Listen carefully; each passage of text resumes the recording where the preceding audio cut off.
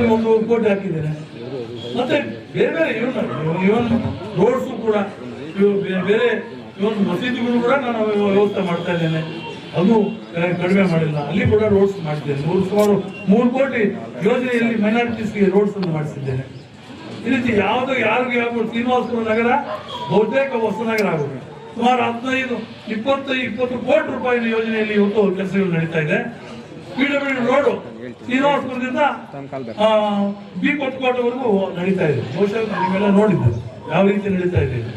ಈ ರೀತಿ ಯಾಕಂದ್ರೆ ನೀವೆಲ್ಲ ಕೂಡ ನಮ್ಗೆ 5 ಸಾರಿ MLA ಮಾಡಿದ್ರಿ, ನಿಮ್ಗೆ ಋಣ ತೀರಿಸ್ಕೋಬೇಕು.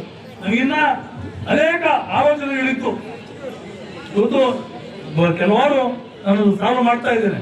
ಏನು ಫ್ಯಾಕ್ಟ್ರಿಗಳಾಗಬೇಕು, ನಮ್ಮ ಮಕ್ಕಳಿಗೆ KADB ಇಂದ ಈ ಫ್ಯಾಕ್ಟ್ರಿಗಳನ್ನ ಸ್ಥಾಪನೆ ಮಾಡಬೇಕು. ಅದಕ್ಕೆ ಮಕ್ಕಳಿಗೆ ಉದ್ಯೋಗ ಅವಕಾಶ ಸಿಗಬೇಕು, ನಮ್ಮ ರೈತಾಪಿ ಜನರಿಗೆ ಅನುಕೂಲ ಆಗಬೇಕು, ಕಾರ್ಮಿಕರಿಗೆ ಅನುಕೂಲ ಆಗಬೇಕು, ಎಲ್ಲ ಈ ತಾಲೂಕು ಸರ್ವತೋಮುಖ ಅಭಿವೃದ್ಧಿ ಆಗಬೇಕು ಅನ್ನೋದು ನನ್ನ ದೃಷ್ಟಿ. ಯಾಕಂದ್ರೆ ನೀವೆಲ್ಲ ನಿಮ್ಮ ಋಣ ತೀರಿಸ್ಕೋಬೇಕು. ನಾವು ಮಕ್ಕಳಿಗೆಲ್ಲ ಉದ್ಯೋಗ ಅವಕಾಶ ಸಿಗಬೇಕು. ನಾವು ಉದ್ಯೋಗ ಸಿಗಬೇಕಾದ್ರೆ ಇವತ್ತು ನರಸಾಪುರ ಹೋಗ್ಬೇಕು, ಬೆಂಗಳೂರು ಹೋಗ್ಬೇಕು, ಮಾಲೂರು ಹೋಗ್ಬೇಕು, ಕೋಲಾರ ಹೋಗ್ಬೇಕು. ಅದೆಲ್ಲ ಕೂಡ ಇರಬಾರ್ದು ಅನ್ನೋ ದೃಷ್ಟಿಯಿಂದ ಇವತ್ತು ಅದಕ್ಕೆ ಕೆಲವು ಮಹಾನುಭಾವರೆಲ್ಲ ನನಗೆ ಅಡ್ಡಿ ಬರ್ತಾ ಇದ್ದಾರೆ. ಅವ್ರ ಸರ್ಕಾರ ಇದೆ ಅಂತ. ಆದ್ರೂ ಕೂಡ ನಾನು ಕೇರ್ ಮಾಡೋದಿಲ್ಲ. ಅಸೆಂಬ್ಲಿಯಲ್ಲಿ ಹೋರಾಟ ಮಾಡ್ತೇನೆ.